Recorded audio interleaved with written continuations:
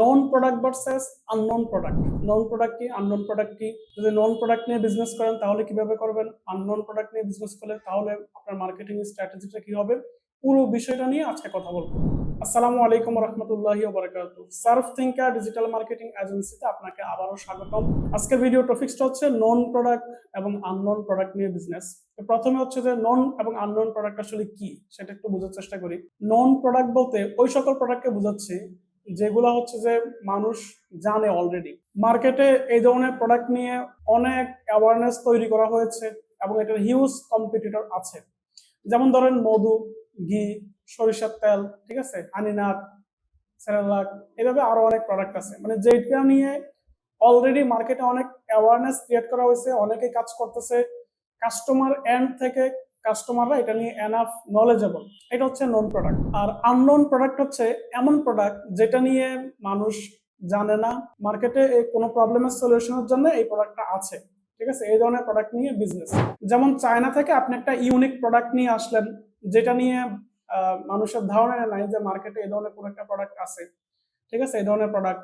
অথবা আপনি নিজে কোনো একটা প্রোডাক্ট ইনোভেশন করলেন, এমন একটা ইউনিক প্রোডাক্ট ইনোভেশন করলেন যেটা নিয়ে হচ্ছে যে মানুষ ইতিমধ্যে জানে না, মানে তাদেরকে জানাইতে হবে, ঠিক আছে। অথবা এরকমটা হতে পারে মার্কেটে যে প্রোডাক্টগুলো আছে সেই প্রোডাক্টগুলার কোনো একটা ইমপ্রুভ ভার্সন, এক্সিস্টিং প্রোডাক্টের একটা ইমপ্রুভ ভার্সন, এটা এমনভাবে আপনি ইমপ্রুভ করলেন যেটার কারণে এটা আসলে ইউনিক হলো, এটা নতুন করে জানানোর প্রয়োজন আছে।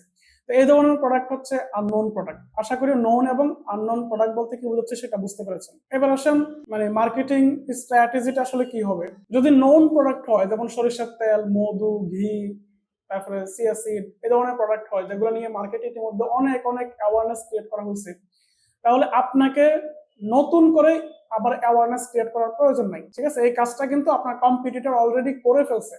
যেমন মধু নিয়ে আজকে দিনে আর এই ধরনের ভিডিও বানানোর প্রয়োজন নাই যে কেন আপনি মধু খাবেন, ঠিক আছে, খাঁটি মধু আপনি কেন খাবেন।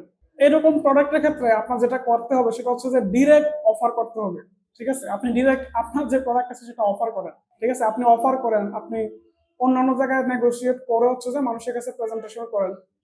নতুন করে আপনার একদম রোড থেকে ধরে অ্যাওয়ারনেস ক্রিয়েট করতে হবে না। আপনি মানুষকে লজিক দেন যে কেন আপনার থেকে কিনা উচিত, ঠিক আছে, কেন আপনি অন্যদের থেকে আলাদা, ঠিক আছে, আপনার অফারটা কিভাবে অন্যদের থেকে আলাদা, আপনি সেইগুলো প্রুভ করেন, ঠিক আছে। আপনাকে নন প্রোডাক্টের ক্ষেত্রে ওইভাবে অ্যাওয়ারনেসে গুরুত্ব না দিয়ে আপনি অন্য 10 জন থেকে আলাদা হয়ে যান, আপনার প্রোডাক্টটা একটু আলাদা হোক, একটু ইউনিক মানে অফার করেন, ঠিক আছে, ডিসকাউন্ট দিলে সেটাকে হাইলাইট করেন বা অন্য কোনো ভাবে যদি আপনি প্রেজেন্ট করেন, ওইগুলোকে আপনি দেখান, অন্য 10 জন থেকে আলাদা হন, তখন আপনার প্রোডাক্টটা দেখবেন যে সেল হচ্ছে। এবার আসি আননোন প্রোডাক্ট। যদি আননোন প্রোডাক্ট হয় যেটা নিয়ে মানুষের কোনো আইডিয়া নাই, মানুষ জানে না, ঠিক আছে, অথবা এক্সিস্টিং কোনো প্রোডাক্টের এমন একটা ইমপ্রুভ ভার্সন আপনি নিয়ে আসলেন মার্কেটে যেটা নিয়ে মানুষকে আগে জানানো দরকার, তাহলে আপনাকে প্রথমে অ্যাওয়ারনেস অ্যাড রান করতে হবে, আপনাকে অনেক অ্যাওয়ারনেস ক্রিয়েট করতে হবে, আপনাকে জানাইতে হবে যে মার্কেটে এই ধরনের একটা প্রোডাক্ট আছে, এটা দিয়ে এই সমস্যার সমাধানটা আসলে হয়।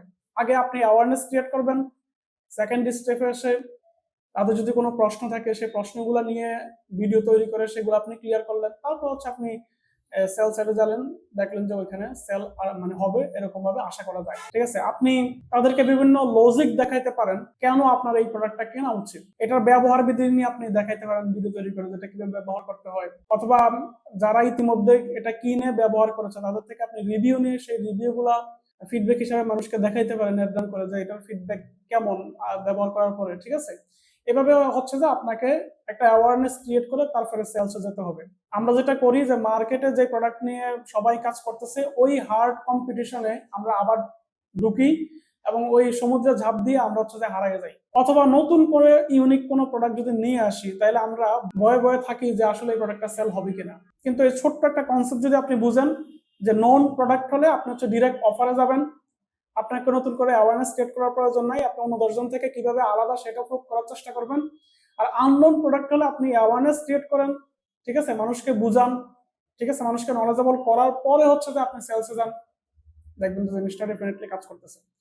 আশা করি ভিডিওটা অনেক বেশি হেল্পফুল হয়েছে আপনার জন্য। যদি হেল্পফুল হয়ে থাকে তাহলে একটা লাইক দিতে পারেন, যদি কোনো প্রশ্ন থাকে তাহলে কমেন্ট করুন, আমি ইনশাল্লাহ রিপ্লাই দেওয়ার চেষ্টা করব। ধন্যবাদ, ভালো থাকবেন, আবার কোনো ভিডিওতে দেখা হবে। আসসালামু আলাইকুম।